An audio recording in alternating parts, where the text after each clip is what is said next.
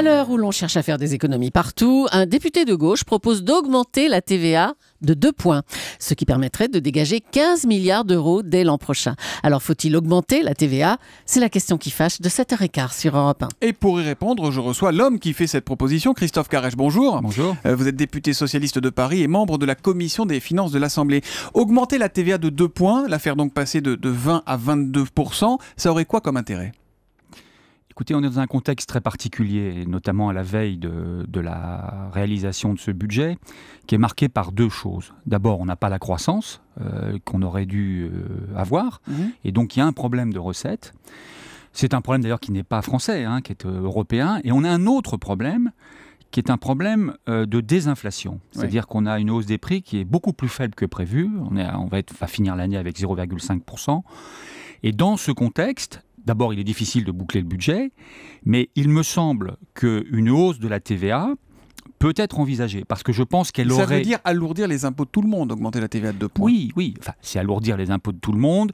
On sait que la TVA porte sur l'ensemble des biens de consommation, donc avec quand même une répercussion limitée, d'autant plus limitée que nous sommes dans ce contexte de désinflation. Mais on sait aussi que c'est l'impôt le plus injuste, il frappe tout le monde de la même façon, les riches, les classes moyennes... Non, d'abord il ne frappe pas... Ah si. Et la TVA, il y a des taux de TVA à taux réduit, elle est modulée, il y a 3 taux, je ne propose pas d'augmenter les taux à taux réduit. Deuxièmement, vous dans mon esprit... Vous touchez au taux normal, qui s'applique à la majorité des biens et des prestations de services. Oui, voilà. Dans mon esprit, ces 15 milliards viendraient à la fois pour continuer à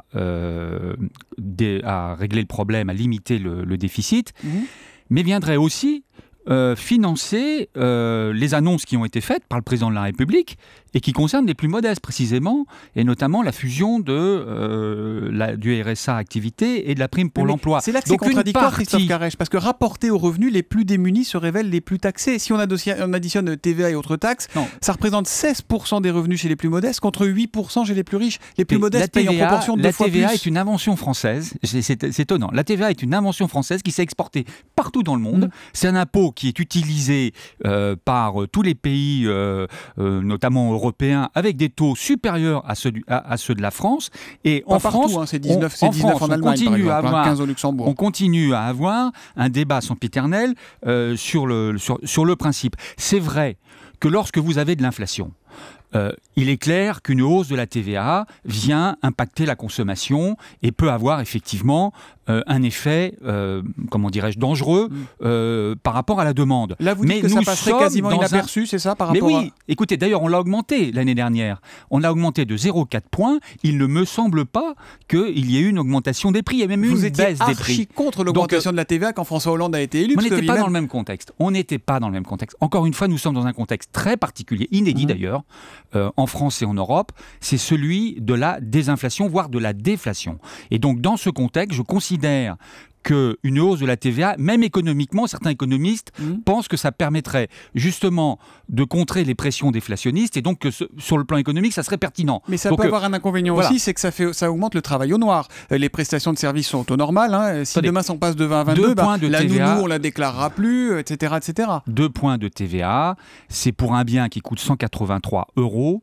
Le porter à 183, qui coûte 180 €, pardon, c'est le porter à 183 €. C'est 3 € de plus. Donc il faut bien voir quand même que c'est un impact limité dans la mesure où l'ensemble de cette hausse serait répercuté sur les prix, ce qui reste à démontrer. Bon, donc je pense que dans la situation budgétaire qui est la nôtre, il y aurait là une proposition intéressante qui aurait, à mon avis, des répercussions limitées sur le plan économique et sur le plan social. Et qui rapporterait, je pense qu'il faut l'étudier. 15 milliards. Michel Sapin a dit la semaine dernière, on n'est pas là pour augmenter les impôts, cela a déjà été fait suffisamment. Vous en avez parlé à Bercy de cette proposition? Mais attendez, si les impôts n'augmentent pas, qu'est-ce qui va augmenter? C'est le déficit. Qu'est-ce qu'on nous annonce aujourd'hui? Donc vous dites qu'il n'y a pas d'autre choix que d'augmenter les impôts? L'augmentation du déficit? Non, il y a d'autres choix. L'augmentation du déficit, on laisse filer le déficit.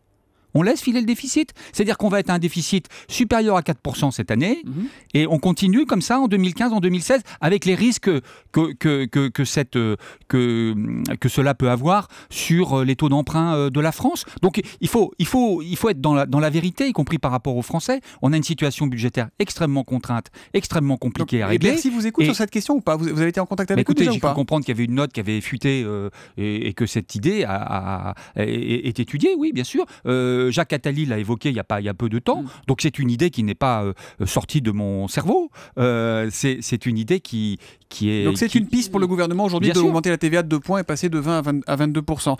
Pourquoi ne pas créer un taux supérieur pour les produits de luxe, taper chez ceux qui ont de l'argent? C'était une proposition du candidat Hollande. Il parlait d'une taux de TVA à 33% en 2012. Ça peut s'étudier. Il y a pourquoi pas? Pourquoi pas? Ça peut s'étudier. Il y a simplement un problème, c'est qu'on est dans un droit communautaire, donc il faut regarder par rapport au droit communautaire si c'est possible ou pas. Mais pourquoi pas? Pourquoi pas la en tout état de cause, je suis convaincu que dans la situation actuelle, une hausse de la TVA aurait une répercussion limitée. Il y aura une proposition de loi, vous allez la déposer au Parlement? Nous allons avoir le vote du budget, l'examen du budget. Dans ce cadre, on peut déposer évidemment des amendements. Il y aura un débat parlementaire et on peut faire valoir un certain nombre de points de vue dans celui-là. C'est votre initiative personnelle ou c'est en accord avec le gouvernement ? Non, il n'y a pas d'accord avec le gouvernement. Ce qui est vrai, c'est que c'est une idée qui me semble être ou avoir été dans la discussion au niveau gouvernemental.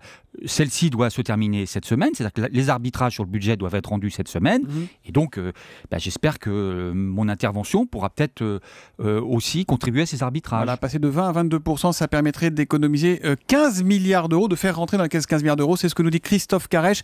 Merci d'être venu en direct ce matin sur Europe 1. Bonne journée.